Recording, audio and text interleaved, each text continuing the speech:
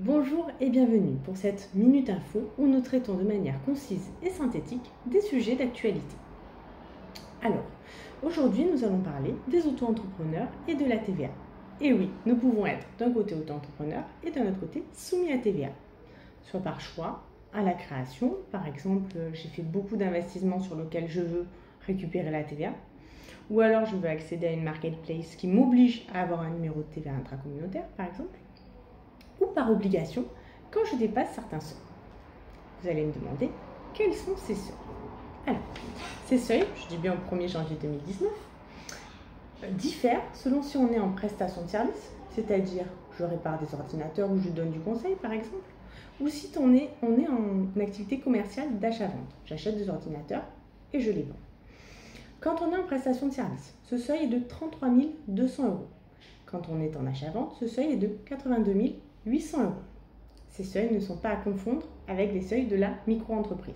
Quand on se positionne dans ce côté, on est soumis à TVA et micro-entrepreneur. Donc, qu'est-ce qui se passe quand on dépasse ces seuils?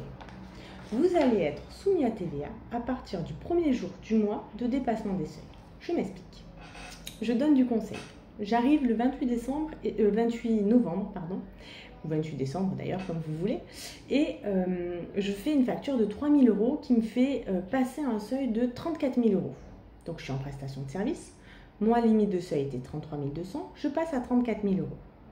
Donc là, je vais devoir me soumettre à TVA à partir du premier jour du mois de dépassement, c'est-à-dire à partir du 1er novembre, si on dépasse au 28 novembre, ou 1er décembre si on dépasse au 28 décembre.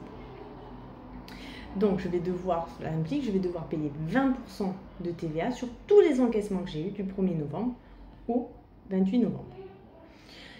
D'où l'importance d'anticiper et de se faire accompagner, et surtout d'anticiper le dépassement des seuils. J'espère avoir été assez claire et concise sur ce sujet.